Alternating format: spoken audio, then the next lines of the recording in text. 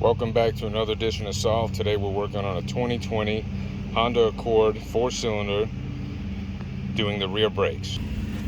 Now what we have here is the lug nuts I just took out with a 19mm on an impact gun. Got it jacked up right here at the jack point. You can't see because it's jacked up. These are the tools you'll need. A good set of needle nose, 3/8 ratchet with a 17mm, a 7mm Allen right there. If you have a power ratchet, that's good. If not, regular ratchet works just fine. Then you have this impact driver, is what it's called.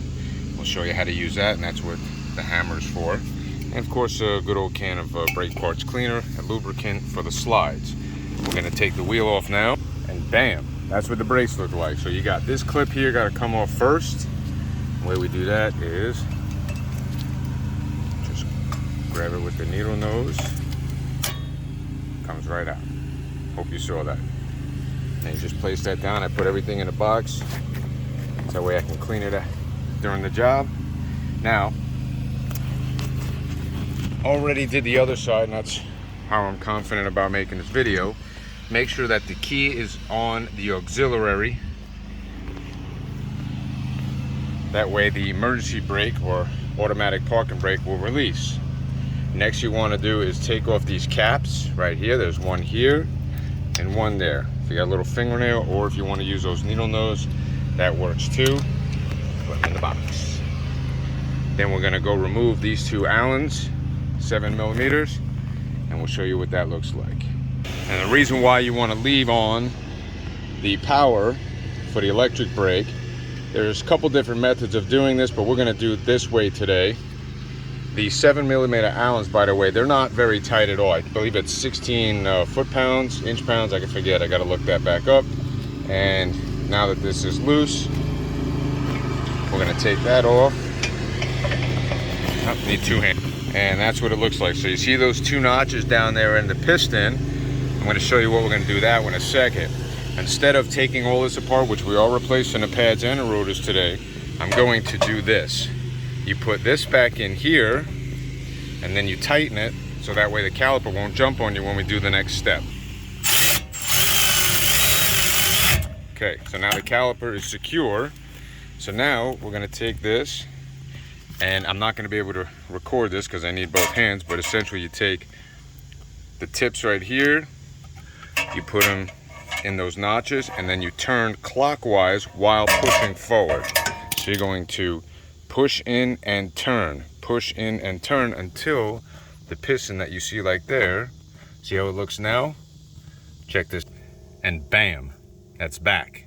Now, that took me about 30 seconds. I'm a 30-year veteran mechanic, skilled ASC master level, so this might take you a minute or a few minutes. They do make round disc tools that apply pressure at the same time, but if you want to save money and do it quick, simple, and correctly at the same time, again, making sure that the accessory, the start button is pushed, but the engine's not running. You just have an auxiliary.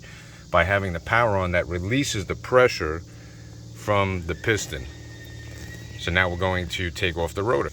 This video brought to you in part by Blaster. Since 1957. Most people call it P-Blaster. I don't know why. It's just Blaster. Then give it a little bit of juice right there. That will eat its way in and lubricate the threads. And I'm going to prop up the phone so that way you can see how to do this. Essentially, you stick an impact driver in there. Do not use a regular screwdriver. It will not work. Let me see if I can prop this up. Stand by. All right, it's a crappy angle, but this is how you do it. So you hold this and then turn it counterclockwise because you're loosening. Watch this. So now it's in ready position. This is a solid steel piece of tool so that the energy will transfer through to the screw that is more than likely rusted and corroded against the metal. So that's why you got to turn and hit at the same time. And there you go. That's how you get that off. Nice and easy. Okay, so now we're going to the rotor. But first we got to take this back out. And then you'll ask, what do we do with it now that it's disconnected? You simply just hang it right there. Sits nicely out of the way. Then you have two 17mm, which we're gonna break with the ratchet. So that's what you got right there. And I don't suggest doing this unless you have thick, calloused hands, like most mechanics do.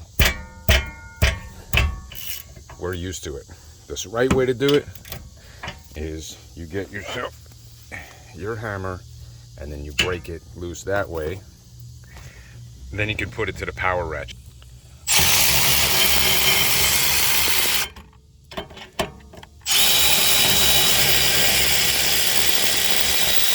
Easy. And make sure it's all the way out. Take out your bracket. And then once again, we need Harry the hammer. And there you go. And that's what you're looking at right there. So now's a good time. Take whatever kind of box or catch tray that you have, and you want to do a little bit of brake cleaner in there. Get all the old brake dust off. The same thing for the caliper. Do a nice little cleaning. Easy. Then we're going to get lubricant. Let me go. So now we have the slide pins. You want to take those out. They come out nice and easy, right? They're already clean. And you get yourself some synthetic brake and caliper grease. I'll show you what it looks like. And there it is. Now, normally I'd be using two hands, but I want to show you. So all it takes is a little bit, and you just put it right in the middle, towards the beginning of the slide. Okay.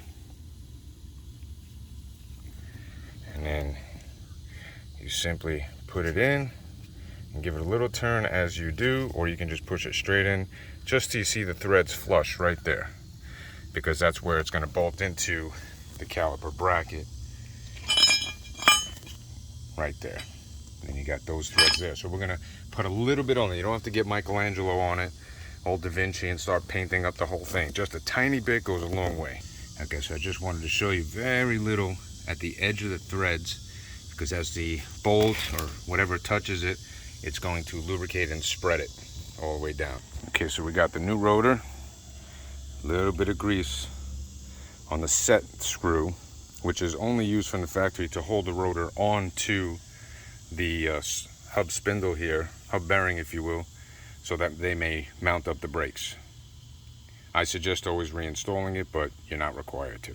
Now, very important when putting the set screw back in, okay, you only need to put it back in with the tool. You don't need to hit it with a hammer. It'll get tight on its own as it moves centrifugally down the road for the next couple years. And that's it. You do not have to smack it on. So let's get the caliper bracket on. Right. Okay, now that we tighten it down with the power ratchet, you want to give it just a little bit of a snug. The German measurement, good and tight. There you go. All right. One more there. Okay, that's good. Now the brakes, brake pads. So here you have the brake pads. This will be your inner brake pad. Notice the sensor. I like to put them facing down, so that while the vehicle's in the air, or if ever needs a brake check, they can look through the behind and see the sensor and how close it is to the pad in relation to the life left in the brake pad. It's that simple. Some people like to put grease in there. I don't, because I think it's going to get onto the rotor eventually, and because as it gets hotter, it can then affect your braking capability and not make you stop as well as you should be able to. Let me rephrase, not allow you to stop as efficiently as you should be able to. And that's really it, folks. You got your 7mm here. We're going to put that back together. Now remember, I said earlier that this is 16 foot-pounds. So if you're using a power ratchet, whatever it applies is going to be enough, if probably not just a little bit over. And that's the end of our brake job here, folks. Let's not forget the all-important caps. They go back over the Allen head, so it keeps moisture out of there, dirt, debris, keeping it from corroding. And then of course we have the clip, which I always start at the bottom. It's going to be hard to do one-handed. Let's see here if I can do this. Nope, couldn't do it with one hand, so I started with both hands, and then you tuck that underneath there, and then you just simply push up and negotiate it in, and then it pops out because it wasn't ready to go in. All right, let's see if we can get her in now. All right. Nope. You're gonna have to grab the hammer and tap that in. And literally what I did was, that's it. That's all it took. Thanks for watching another edition of Solved.